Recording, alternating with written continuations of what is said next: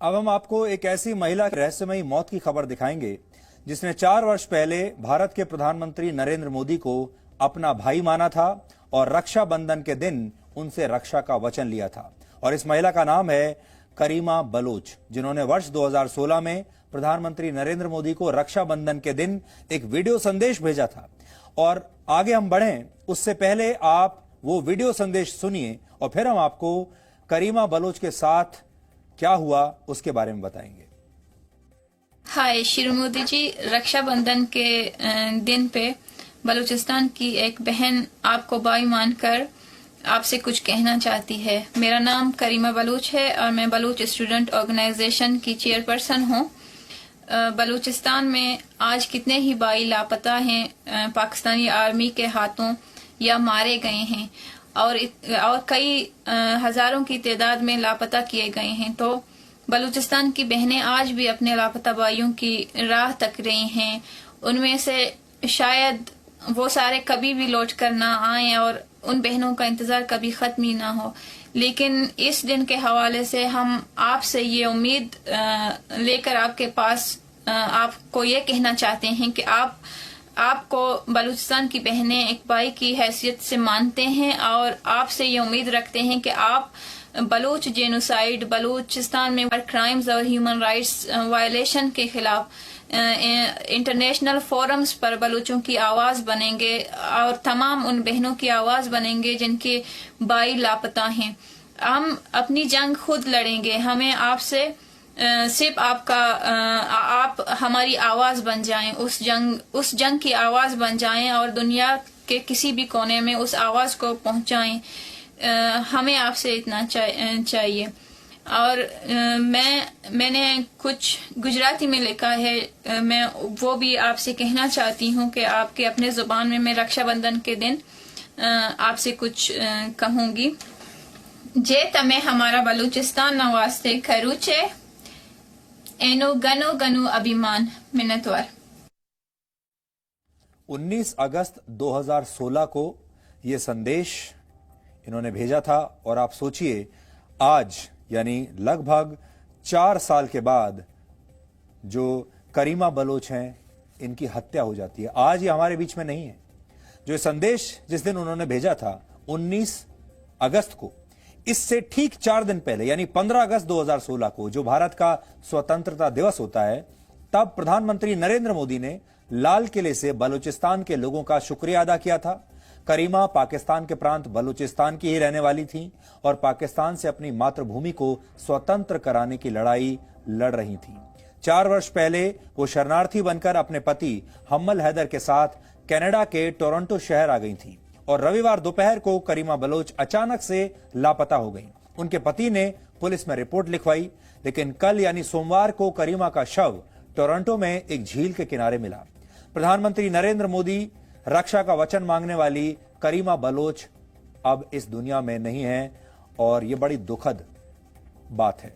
प्रधानमंत्री मोदी को रक्षाबंधन का संदेश भेजने के बाद से करीमा बलोच पाकिस्तान की सेना और आईएसआई के निशाने पर लगातार थी। ऐसे में अब ये सवाल उठ रहे हैं कि क्या करीमा बलोच को प्रधानमंत्री मोदी से रक्षा का वचन मांगने की सजा मिली है? क्या बलूचिस्तान की आजादी मांगने की सजा मिली है? पाकिस्तान की सेना बलूचिस्तान के लोगों पर कई दशकों से अत्याचार कर रही है। करीमा बलोच पाकिस्तान की सरकार और सेना के खिलाफ आवाज उठाती थी। पाकिस्तान की सेना की जाति को दुनिया के सामने सबूतों के साथ रखती थी। बलूचिस्तान की आजादी के आंदोलन से जुड़े लोग करीमा बलोच की मौत के लिए पाकिस्तान की खुफिया एजेंसी आईएसआई को ही जिम्मेदार मान रहे हैं। This brilliant lady, Karima Baloch, she was a very strong voice for Baloch rights in United Nations, and her life was at risk. She was one of the highly risk people, and we expected that the United Nations and the government of Canada, they should have been provided a proper protection to people, but we don't see any. So the question is Canada became an open ground for ISI to play here and to kill people? Is Europe now open for ISI to come and kill people?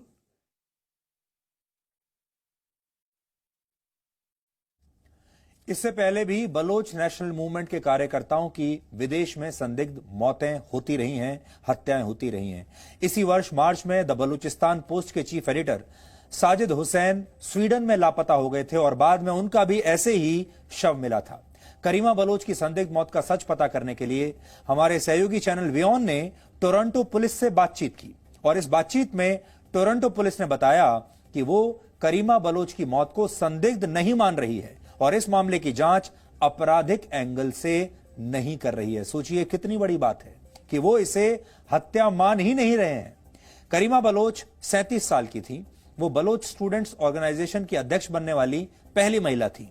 उन्होंने बलूचिस्तान में महिला अधिकारों के लिए भी बहुत काम किया था और 2016 में दुनिया की 100 सबसे प्रभावशाली महिलाओं में करीमा बलोच का नाम भी शामिल था। उन्होंने बलूचिस्तान में हो रहे मानवाधिकार हनन का मुद्दा संयुक्त राष्ट्र की बैठकों में कई बार उठाया था और करीमा बलोच ने वर्ष 2016 में जी न्यूज के साथ भी एक बातचीत की थी।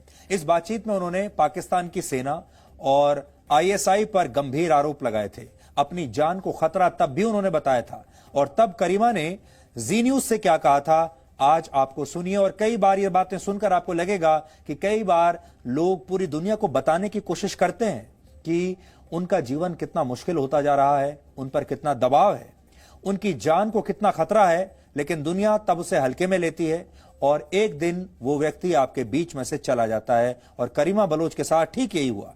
4 साल से वो यही बात कहती आ रही हैं कि उनकी जान को खतरा है और कभी भी कुछ भी हो सकता है। और आज 4 साल के बाद अचानक से ये खबर आती है कि वो इस दुनिया में नहीं है। मैं यहाँ पे अपने लोगों को रिप्रेजेंट करने आई हूँ, लेकिन ये हकीकत है कि बलूचिस्तान में मेरी जान को खतरा था। मेरे घर पे 4 दफा मोर्टर से उन्होंने हमला किया। मेरे घर पे 4 दफा छापे मारे मुझे अरेस्ट करने के लिए। मेरे नाम पे कई केसेस उन लोगों ने झूठे बनाए। जरूरी सवाल तो ये है, सोचने वाली बात कि आईसिस के नाम से या तालिबान के नाम से जितनी भी कार्रवाइयां बलूचिस्तान में उनको कबूल किया गया है, वो सारे एजुकेटेड फिगर्स थे, इंटेलेक्चुअल्स थे या पढ़े लिखे लोग थे। ऐसे लोगों को जो ये इनका ताल्लुक सिर्फ एजुकेशन से था, जो सिर्फ ये चाहते थे कि हम बलूच सोसाइटी को एजुकेट करें। तो ऐसी कार्रवाइयां जो है उन लोगों ने कबूल किए, जो ऐसे लोगों को जो सोसाइटी के क्रीम होते हैं, जो इंटेलेक्चुअल्स होते हैं। तो हमें तो ये बात तो क्लियर है कि बलूच पढ़े लिखे और इंटेलेक्चुअल्स लोगों से या एजुकेटेड लोगों से पाकिस्तान को ही खतरा हो सकता है। बलूचिस्तान में आजादी की लड़ाई का इतिहास बहुत पुराना है और वर्ष 1947 में पाकिस्तान ने बलूचिस्तान पर कब्जा कर लिया था, जब भारत के 2 हिस्से हुए थे। तब से लेकर आज तक बलूचिस्तान की आजादी के लिए आंदोलन चल रहे हैं और इन आंदोलनों को दबाने के लिए पाकिस्तानी सेना वर्षों से क्रूरता की सारी हदें पार करती आई है। Human rights council of Balochistan की एक रिपोर्ट के मुताबिक 2017 में 1100 लोग वहां से लापता हो गए थे। बलोच नेशनल मूवमेंट नाम की संस्था के मुताबिक जुलाई 2019 में पाकिस्तान की सेना ने बलूचिस्तान में 80 बार सैन्य कार्रवाई की थी। बलोच नेताओं के मुताबिक पिछले 1 दशक में करीब 5000 से ज्यादा लोग लापता हो चुके हैं। बलूचिस्तान में अक्सर लापता लोगों के परिवार वाले प्रदर्शन करते रहते हैं। वो सरकार से लापता लोगों की जानकारी देने की मांग करते हैं। पाकिस्तान की सेना पर लापता लोगों के परिवार वाले आरोप लगाते हैं कि सेना सरकार का विरोध करने वालों को उठाकर ले जाती है और फिर उनकी निर्मम हत्या कर देती है। बहुत सारे वीडियोस भी अक्सर सोशल मीडिया पर सामने आते रहते हैं कि किस तरह वहां पाकिस्तानी सेना अत्याचार करती है, कैसे लोगों की हत्याएं करती हैं, खुलेआम गोली मार दी जाती है।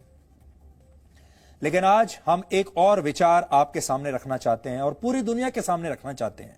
जी न्यूज 180 देशों में देखा जाता है, इसलिए अब समय आ गया है कि जिस तरह भारत ने 1971 में पाकिस्तान के 2 टुकड़े कर दिए थे और एक नए देश बांग्लादेश का जन्म हुआ था, तब भारत ने ईस्ट पाकिस्तान के लोगों को न्याय दिलवाया था, उनका साथ दिया था, उन्हें उनका अपना देश बनाकर दिया था और पाकिस्तान को तोड़ दिया था। अब समय आ गया है कि वही ऑपरेशन दोबारा किया जाए। उसी तरह अब भारत को बलूचिस्तान और पाकिस्तान के कब्जे वाले कश्मीर के लोगों को पाकिस्तान से आजाद कराने की कार्रवाई करनी चाहिए, क्योंकि पाकिस्तान कश्मीर की तो आजादी की बात करता है पर अपने घर में आजाद बलूचिस्तान की मांग को कुचलता है, हजारों लोगों को मार डालता है। ऐसा ही उसने 1970 से पहले पूर्वी पाकिस्तान में किया था, पर वहां बगावत हुई और भारत की मदद के बाद बांग्लादेश बना। अब एक बार फिर पाकिस्तान के नक्शे में बदलाव की जरूरत है ताकि बलूचिस्तान के लोगों पर अत्याचार रोके जाएं और बलूचिस्तान को आजादी मिले। और बलूचिस्तान के लोगों को न्याय दिलाने में सबसे बड़ी भूमिका भारत की हो सकती है, जैसा भारत ने पूर्वी पाकिस्तान के मामले में 1971 में किया था। लेकिन इस बार सिर्फ एक देश नहीं, इस बार एक जगह नहीं, 2 जगहों को आजाद कराना होगा। एक है पीओके और दूसरा है बलूचिस्तान।